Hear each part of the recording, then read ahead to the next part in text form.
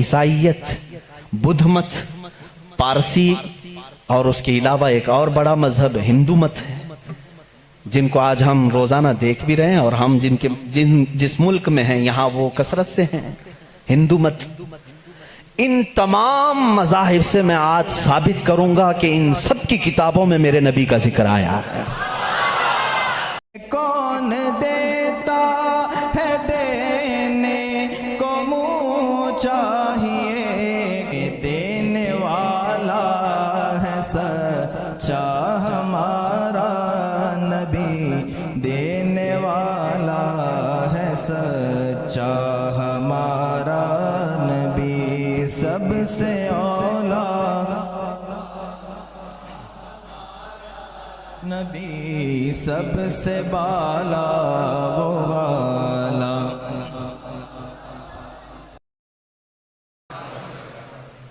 الحمدللہ الحنان المنان الذي خلق الإنسان وعلمه البيان، والصلاة والسلام على رسوله سيد الإنس والجان وعلى آله وأصحابه ذوي الخير والإحسان، أما بعد، فأعوذ بالله من الشيطان الرجيم، بسم الله الرحمن الرحيم، قل يا أيها الناس إني رسول الله إليكم جميعا الذي له ملك السماوات والأرض لا إله إلا هو يحيي ويميت، فآمنوا بالله ورسوله النبي الأمي الذي يؤمن بالله وكلماته واتبعوه لعلكم تهتدون، صدق الله مولانا العظیم۔ بارگاہ رسالت معاب صلی اللہ علیہ وسلم میں درود پاک کا ہدیہ پیش کریں۔ اللہم صلی علی سیدنا و مولانا محمد معدن الجود والکرم وآلہ واصحابہ الکرام وابنہ الکریم وبارک وسلم صلاة دائمة سرمدا ابدا۔ عزیزان گرامی وقار، آج اس عظیم المرتبت، اس باوقار شخصیت کی بارگاہ میں ہم خراج عقیدت پیش کرنے کے لیے حاضر ہیں، جنہیں عشاق کے امام نے یوں کہا، اللہ کی سرتاب قدم شان ہے یہ، اللہ کی سرتاب قدم شان ہے یہ، انسان ہی انسان وہ انسان ہے یہ، قرآن تو ایمان بتاتا ہے انہیں اور ایمان یہ کہتا ہے میری جان ہے یہ۔ اس عظیم بارگاہ میں ہم آج خراج عقیدت پیش کرنے کے لیے حاضر ہیں، جس کو امام عشق و محبت نے یوں اپنے الفاظ میں کہا تھا، سب سے اعلیٰ و اولا ہمارا نبی، سب سے بالا و والا ہمارا نبی، سارے اونچوں میں اونچا سمجھیے جسے، ہے اس اونچے سے اونچا ہمارا نبی، سارے اچھوں سے اچھا سمجھیے جسے، ہے اس اچھے سے اچھا ہمارا نبی۔ اسی لیے آج نہایت ہی ادب و احترام کی محفل ہے۔ ہمارا عقیدہ تو یہ ہے، وہ نام پاک آتے ہی بے اختیار ہمارے انگوٹھے لبوں تک چلے جاتے ہیں، اور چوم کر کے ان کو ہم آنکھوں سے لگا لیتے ہیں، صرف اس بنیاد پر کہ اس نام میں اتنی مٹھاس ہے کہ بار بار چومنے کو دل کرتا ہے۔ اس رسول گرامی وقار صلی اللہ تعالیٰ علیہ وسلم کی بارگاہ میں ہم آج خراج عقیدت پیش کرنے کے لیے حاضر ہیں، جن کی تعریف لکھتے لکھتے قلم ٹوٹ گئے، جن کی تعریف بیان کرتے کرتے زبانیں سوکھ گئیں، جن کی مدح و ثنا میں عشاق، شاعران بلبلان باغ یا انادیل اندلیب گلشن رسالت اور دیگر جتنے بھی محبت کرنے والے ہیں، ان کی زندگیاں ختم ہو گئیں، اور انہوں نے اخیر میں جا کر کے ایک ہی جملہ کہا، لا يمکن الثناء کما کان حق ہو بعد از خدا بزرگ توئی قصہ مختصر، کہا تمہاری تعریف تو کسی بشر کے حق میں ہو ہی نہیں سکتی، کوئی بشر کیا تمہاری تعریف کرے، تمہاری ثنا کا حق ادا کوئی نہیں کر سکتا۔ خلاصہ یہ ہے، حاصل کلام یہ ہے، خدا کے بعد اگر کوئی مرتبہ ہے تو یا رسول اللہ وہ آپ کا ہے۔ اسی کو امام عشق و محبت بریلی کے تاجدار نے یوں کہا، لیکن رضا نے ختم سخن اس پہ کر دیا، خالق کا بندہ خلق کا آقا کہوں تجھے۔ وہ خالق کا بندہ ہے اور خلق کا آقا ہے، ایک ہی فیصلہ کیا ہے، خالق کا بندہ ہے اور خلق کا آقا ہے۔ یہی قرآن کہہ رہا ہے قُلْ يَا أَيُّهَا النَّاسُ إِنِّي رَسُولُ اللَّهِ إِلَيْكُمْ جَمِيعًا، اے محبوب آپ فرما دیں تمام انسانوں سے۔ یہاں دیکھیں، توجہ کریں، قرآن میں یہ نہیں آیا یا ایھا الذین آمنوا، اے محبوب آپ کہہ دیں اے ایمان والو، نہیں، رب تعالیٰ فرماتا ہے اے رسول آپ فرما دیں، کس سے؟ اے انسانوں، جس کے اندر بھی انسانیت ہوگی اس کو رسول بلا رہے ہیں، کیا کہہ کر کے؟ اے انسانوں انی رسول اللہ علیکم، میں تم سب کی طرف رسول بن کر کے آیا ہوں۔ اس میں ہندو بھی ہیں، سکھ بھی ہیں، عیسائی بھی ہیں، سارے مذاہب کے لوگ ہیں۔ اگر انسان ہیں تو ان کو خطاب ہے میرے رسول کا، وہ سب کے رسول بن کر کے آئے۔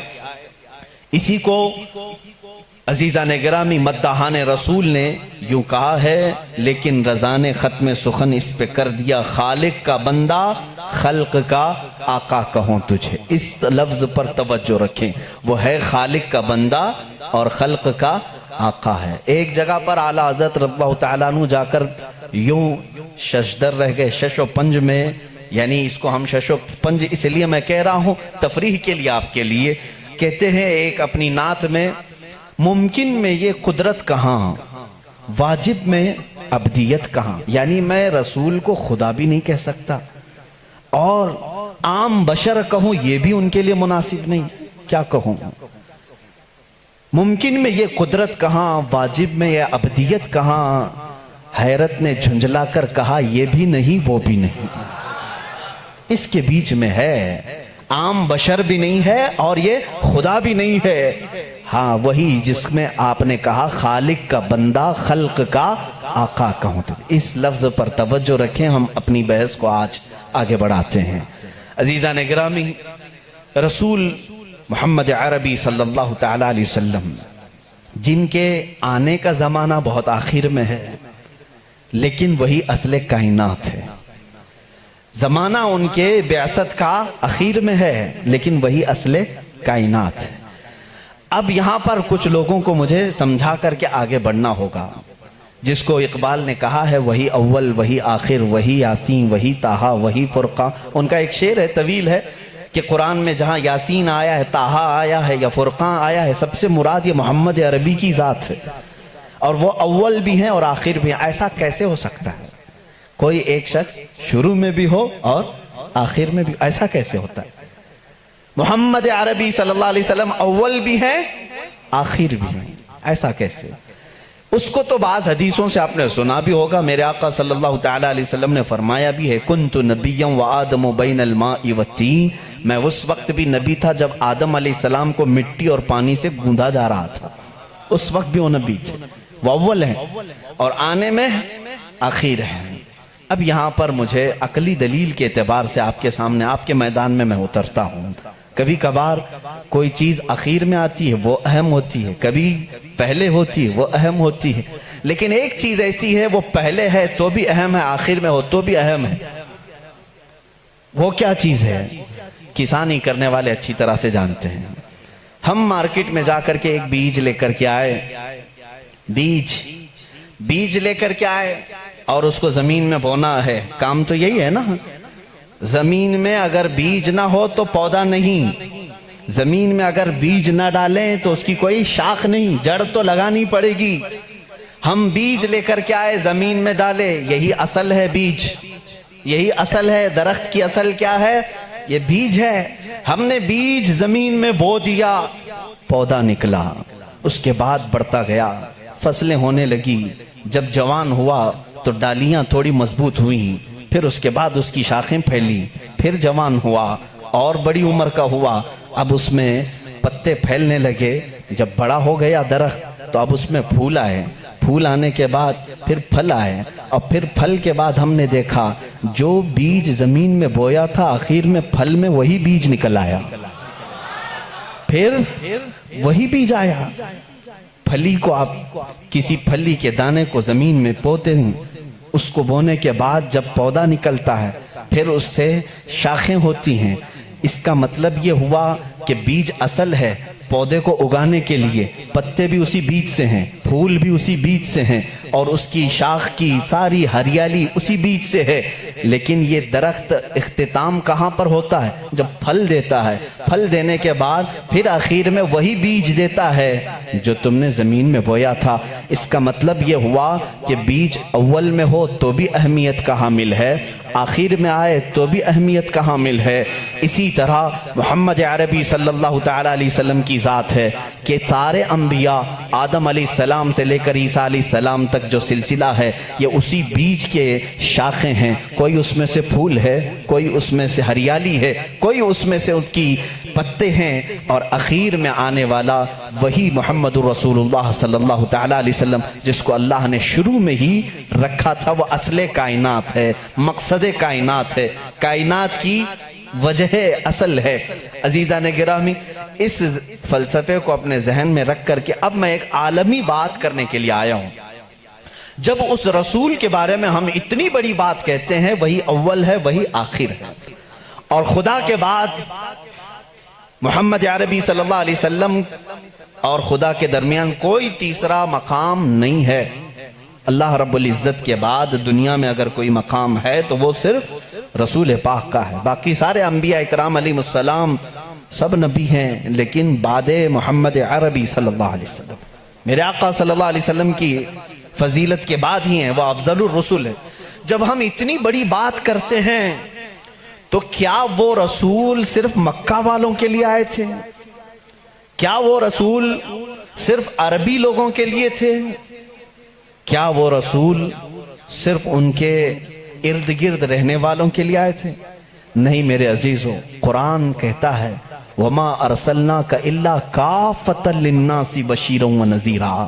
اے رسول، ہم نے سارے انسانوں کے لیے آپ کو بشیر و نذیر بنا کر بھیجا ہے، سارے انسانوں کے لیے، چاہے وہ امریکہ کا رہنے والا ہو، یوکے کا ہو، افریقہ کا ہو، کسی بھی جگہ کا ہو، کسی بھی جگہ کا ہو، انسان اگر ہے تو اس انسان کی طرف میرا نبی رسول بن کر آیا ہے۔ اس رسول کا آنے کا مقصد صرف مکہ نہیں ہے، ایک علاقہ نہیں ہے، ایک شہر نہیں، ایک ملک نہیں، بلکہ وہ آفاقی رسول ہے۔ اس سے پہلے جتنے بھی رسول آئے ان کو ان کی قوم کا رسول بنا کر بھیجا گیا تھا۔ وَمَا أَرْسَلْنَا مِن رَسُولٍ إِلَّا بِلِسَانِ قَوْمِهِ۔ اللہ فرماتا ہے ہم نے جس رسول کو بھی بھیجا ہے ان کو اپنی قوم کی زبان کے ساتھ بھیجا، اور ایک خاندان کے لیے بھیجا، یا کبھی ایسا ہوا کہ ایک ملک کے لیے بھیجا، ایک گاؤں کے لیے بھیجا، لیکن رسول کریم صلی اللہ تعالیٰ علیہ وسلم کی آمد پوری کائنات کے لیے، پوری کائنات کے لیے۔ اب اس میں ایکسپشن کچھ بھی نہیں ہے۔ کائنات میں آدم علیہ السلام بھی آئے، اور ان کے بعد جتنے نبی آئے وہ بھی شامل ہوئے، اور قیامت تک پیدا ہونے والے جتنے انسان ہیں وہ سب شامل ہوئے، سب اس کائنات میں آئے۔ اب کائنات میں صرف انسانوں کے لیے ہی وہ رسول نہیں آئے، بلکہ ملائکہ کی جتنی لمبی فہرست ہے ان کے لیے بھی وہ رسول ہے، اور پھر اللہ رب العزت کے جتنی مخلوقات ہیں ان سب کے لیے بھی وہ رسول ہے۔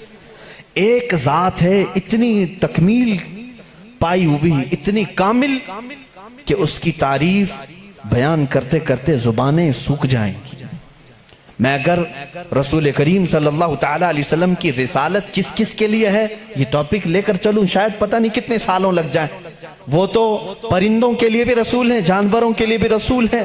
پرندوں کے لیے کیسے رسول ہیں ایک الگ ٹاپک ہے، وہ جانوروں کے لیے کیسے رسول ہیں وہ الگ ٹاپک ہے، وہ جنات کے رسول ہیں ان میں کیا تبلیغ کریں گے ان کے لیے الگ رسول ہے، الگ ایک ٹاپک ہے۔ میرے عزیزو، اتنا ہی نہیں، وہ نبیوں کے بھی رسول ہیں۔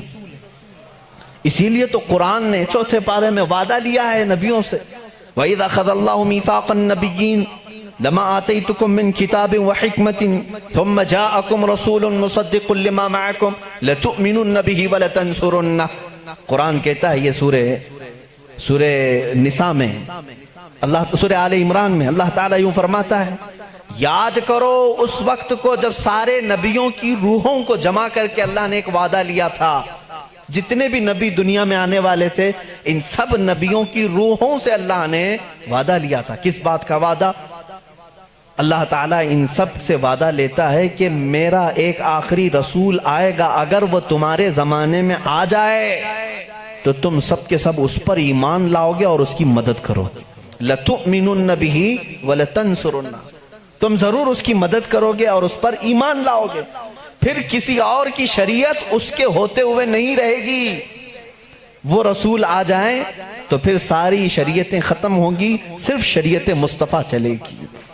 اسی لیے تو ایک بار حضرت عمر فاروق رضی اللہ تعالیٰ عنہ تورات پڑھ رہے تھے حضور کے سامنے، حضرت ابو بکر بھی بیٹھے تھے رضی اللہ تعالیٰ عنہما.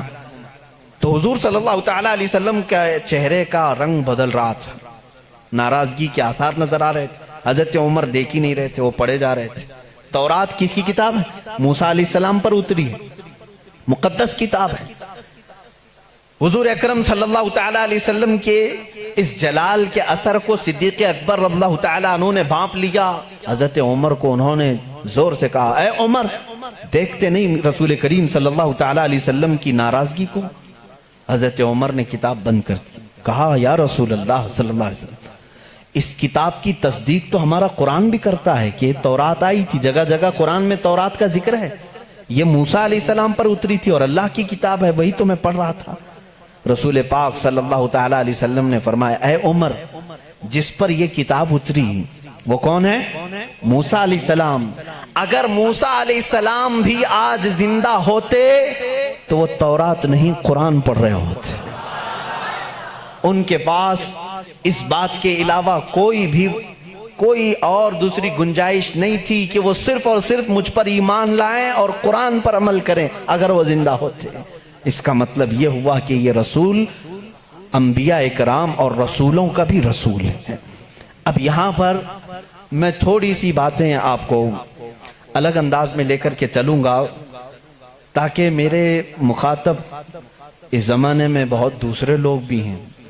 الحمدللہ ایک مسلمان اپنے نبی کونین صلی اللہ تعالیٰ علیہ وسلم کے متعلق جان فدا کرنے کی بات کرتا ہے. یقیناً میں اگر کہوں محمد صلی اللہ تعالیٰ علیہ وسلم، میں نے کسی سے کہا نہیں کہ چوم لو، لیکن ہمارا دل کہتا ہے کہ وہ جب نام آئے تو ہم چوم لیتے ہیں.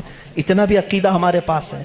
اس رسول کریم صلی اللہ علیہ وسلم کی تعریف و توصیف ہم اپنے جو مجموعوں میں کرتے ہیں یہ صرف برکت کے لیے کرتے ہیں. آج میں ان سے بھی خطاب کرتا ہوں جنہوں نے رسول کو اب تک پہچانا بھی نہیں اور دوسرے کسی مذہب سے آج تک وابستہ ہیں. اس میں دنیا کے جو بڑے مذاہب ہیں، میں اپنے پڑھائی کے زمانے میں ان کتابوں کو پڑھا کرتا تھا تو مجھے حیرت ہوتی کہ جیوز دنیا کا ایک بڑا طبقہ ہے، یعنی مذہب کے اعتبار سے پرانا ہے. یہودی بولتے بولتے آپ لوگ بھی سن کر کے تھک گئے ہوں گے، بلکہ اب تو کچھ لوگوں کو ایسا لگتا ہے یہ گالی تو نہیں ہے، نہیں بلکہ وہ ایک قوم کا نام ہے، ایک قوم ہے. جیسے کسی کو یزیدی کہہ دینا گالی ہو جاتا ہے جبکہ وہ ایک شخص کا نام ہے. خیر، عیسائیت ایک قوم ہے جو حضرت عیسیٰ علیہ السلام پر ایمان لائی اور ان سے پہلے کے انبیاء اکرام پر ایمان لائی. ان کے علاوہ بھی کچھ دوسرے ریلیجین پائے گئے دنیا میں، جیسے بدھ مت ہے، آج اس کے ماننے والوں کو بدھسٹ کہا جاتا ہے، بدھزم. ان کے علاوہ ایک زردشتی مذہب تھا ایران کا، پارسی جن کو آج ہم کہتے ہیں.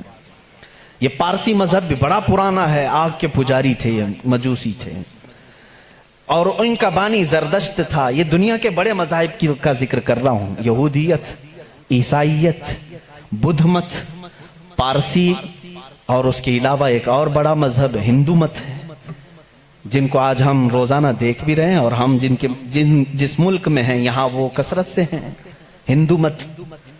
ان تمام مذاہب سے میں آج ثابت کروں گا کہ ان سب کی کتابوں میں میرے نبی کا ذکر آیا ہے. یہودیت، عیسائی